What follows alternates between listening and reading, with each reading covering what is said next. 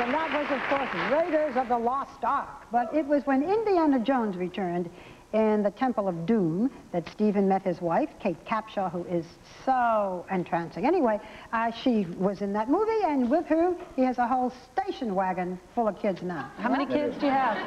I have 7 kids, but one, yeah, but one of them just graduated from Brown University, so I don't have to do carpool for her. What's it like around the Spielberg dinner table? What's the conversation? Are any of them like kind of like you? I think the dinner table is a bit like a Eastern European shtetl. It's pretty loud. Everybody talks over everybody else. Like our show. It's like your show. It's like, we have to call the table to order. We have to do the, okay, let's have a one dinner conversation. That always falls apart. But it's amped pretty high. It's a very happy home life. Yeah, it's a happy home. And what is the name of your adorable daughter who danced for me? Sasha danced for She's still dancing? She's still dancing. Now she's learning piano. Entrancing. Anyway, you may remember that when we did an interview with you for, I think, Academy Award night, and we talked to your mother, who is an original, if ever there was one. This is in 1994. This is a woman who believed in live and let live, especially when it came to her kid. And we asked her then what her hopes were for you. And we have a little bit of that. We wanted to show it to you. I wanted my son to make his bed and take out the trash just once in my lifetime. And all I got is a son who makes fabulous movies. I never wanted, I don't know how to think like that. I'm sort of a momentary liver. I don't know, I had no plans. But she was the kind of mother, she's cool, who really let you, if you didn't want to go to school, she said, don't go to school. You want to take pictures? She said, take pictures. Are you like that with your kids? No. Okay, next question. She was indulgent. Well, one thing that a lot of people may not know about you, of all the things that you're involved in that really gives something back, the Shoah Foundation, the Starbright Foundation and Shoah. And Shoah. Shoah documents the lives of Holocaust survivors. That's right. And the Starbright Foundation benefits children. Well, the Starbright Foundation attends to the needs of chronically ill children in hospitals who can't get outside and can't go back to school and can't play in the backyard and can't have a normal life. So what we've done is we've formed an online community, a very private online community where these kids can talk to each other from hospital to hospital. And they can video conference and see each other when they speak, or they can email, or they can actually navigate through these worlds we've created for them. And they're really able to make friends, and most importantly, they're able to discuss in their own terminology, using their own words about their illnesses to other children with similar illnesses, let's say from Stanford Children's Hospital to Mount Sinai here in New York. What wonderful companionship for these children. Yeah. That's great. Now, I know that there's some people out in the audience who want to ask questions, so Debbie, help us out. What's your name? My name is Anna Marie Van Eck from Rockaway Township, New Jersey. Mr. Spielberg, you've been able to change the way the world views certain events through your films, such as Amistad and Schindler's List. How personally rewarding is it for you to be able to change the way society looks at things and have such a profound effect? Well, sometimes that's a dream come true when a film breaks through all the barriers, cynicism and you know, anger that maybe you're trying to do something a little different, and when it finally breaks through and can make a difference, that of course is something which is completely rewarding. But you know, usually it's just chipping away. It's never an avalanche of change. I tend to think that we as people in the society change. We change very, very slowly. It takes a lot of similar effort to get us people to change. Yeah, thank you. I think we have one more. Hi, what's your name? Hi, I'm Amy Tsai, and I live here in Manhattan, and I was wondering, what would you be doing if you weren't in the film industry? Well, that's a good question. If I weren't in the movie industry, I'd be still in the movie industry, but I would be still banging my knuckles bloody trying to get into the business. I mean, I can't imagine not being in the movie industry, if not a director, in some other job, because it's all I really know how to do, and it's what I've always loved from childhood. How old were you when you got your first job at the studio? I was about 21. Yeah. And you already had a picture that you were making. I had the Joan Crawford movie for TV, The Night Gallery. But you originally snuck in and pretended that you worked for a place. I mean, you lied to everybody who would listen to my lies. I think that's great. Oh, yeah, that was a wild couple of summers. I have a question for you as well. You have such an active imagination. What do you do to stimulate your own children's imagination? Do you make home movies with them, or? You know, we do. Well, what happens is the kids, you know, always grab the video camera. They're always making movies, like my daughter, Sasha. You know, last year was crazy about the Spice Girls, so she was always running around dressing up like the Spice Girls with the platform heels and making all the movies. And then, you know, and then all of a sudden something came along and sunk the Spice Girls, and it was somebody called Leonardo DiCaprio. Oh, yeah. And now, so now she cuts out all the Leonardo DiCaprio pictures and puts them on the wall. You know, and my kids, Theo's a wonderful, you know, soccer player. You know, my son's Max is amazing on computers. You know, Sawyer's going to be a great actor someday. And I got two little babies, Mikhail and Destry, and then my 21-year-old daughter Jessica, stepdaughter Jessica. That little girl with the Spice Girls is the little one I saw in her tutu doing little ballet. Right. Yeah. Oh, anyway, we're going to be back with Steven Spielberg and make him answer our question of the day. We'll be right back. I got all my kids' names. All the kids' names.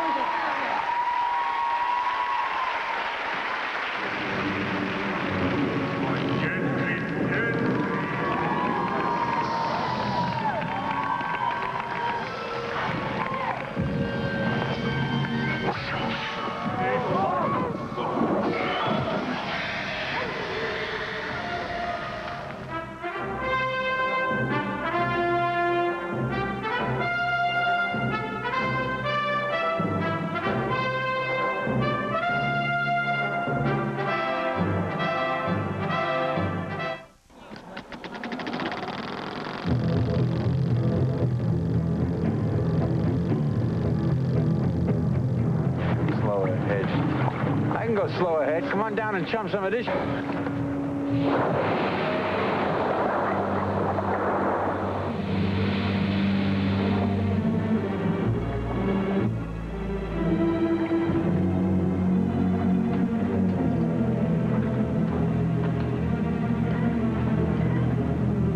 You're going to need a bigger boat.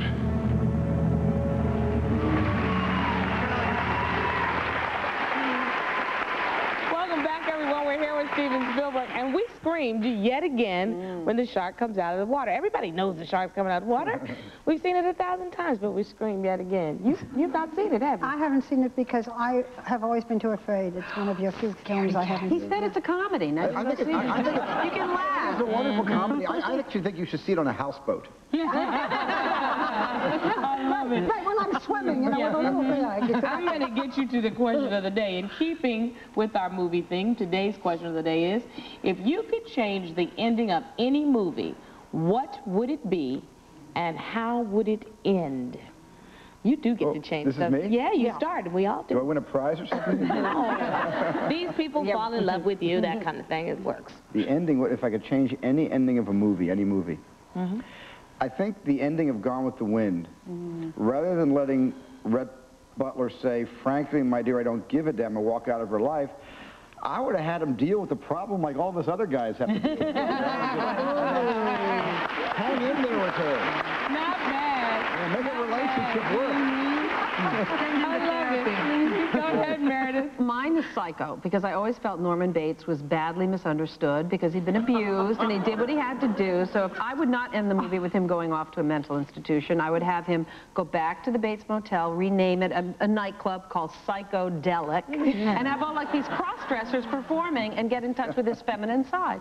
And I think that would have been a great ending. Talk about Psycho. That's called a sequel, and someone will steal it. Okay, go ahead, Debbie. It's going to be just fine. It's going to be fine. We're going to send her back to the hospital after the show. Mine was Thelma and Louise. I always hated that they died. They were the heroes. Why did they drive off that cliff?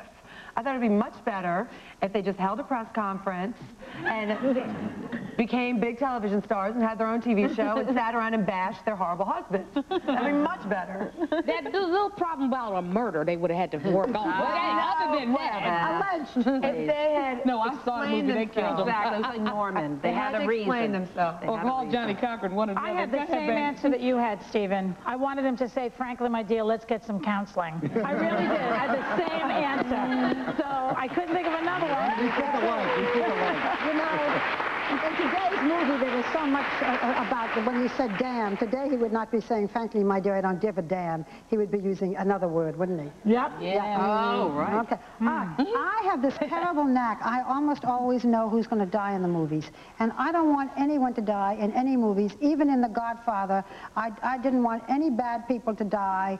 I like the mafia. I want everybody to stay alive in every movie. Viva Mafia! You just no dead people in No movies. dead people. It's going to be a little hard with Private Ryan, but I know, Lord, with a have war. mercy. But I want everybody to live happily ever after. Have lunch on Sunday. Gigi, what did I tell you? Go ahead.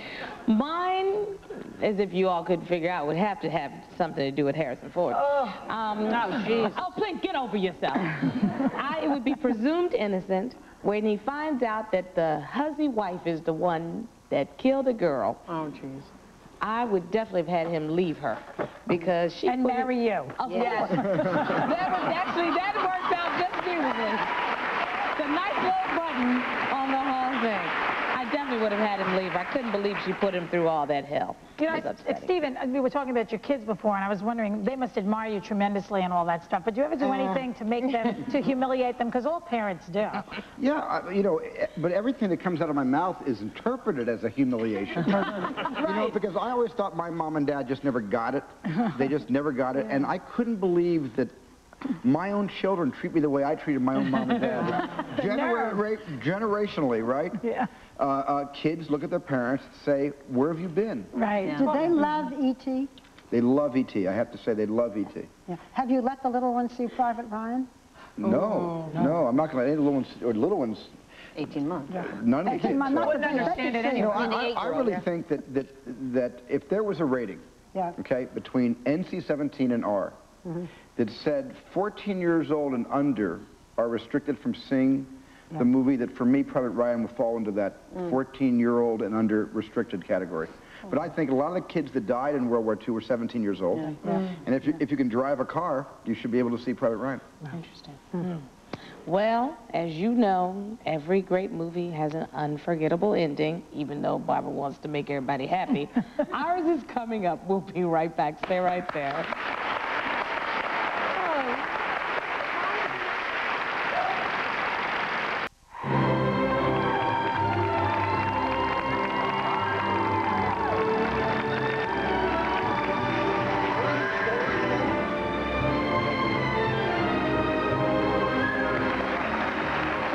Steven Spielberg. And Stephen, we couldn't help noticing that in real life you almost always wear a cap, right? Yes. And so we would like to present to you the first and the only, because we are very cheap. It's the only one we have ever had made. Here is the View cap. It's in the back, it says ABC Daytime. They couldn't just say The View. I told you we're cheap. But we would like you to have it for us. That's nice. No, we don't have one. I'm going to do my thing right now. You got to bend the rim. I'm going to put it on. How's that look? Oh, that looks really cool. Oh, we love it. Cool? Really nice. Thank you. Thank you. You know, the thing with Steven Spielberg is, except for once in a while when you say, I got to take a year off and spend it with my kids, you finish one film and you go to another. Private Ryan has just opened and you're already in the process of casting the next one. And it was a book that I love. Tell us about what the next one is. Oh, the book is by Arthur Golden and it's called Memoirs of a Geisha. It is a terrific book. It's going to make, I think, the most It's going to make a good wonderful. movie, I think. And, of course, there's a lot of kids. No one dies. No one dies? No one dies. Oh. No one dies. Well, in the one that I'm most excited about, which you are producing, which is the third Jurassic Park, now hopefully there'll be lots of dead people there. With the dinosaurs, you're producing the third one. Yeah, we're going to produce the third one, and it may not come out until the summer of either 2000 or 2001, so it's a ways away. Wow. Listen, you know what? I hope that we're all on in 2000 and 2001, and you can come on as much as you want. This was a joy and a pleasure for us to have you on. It was a joy for me, too. I really appreciate it. Thank you. We want to thank you.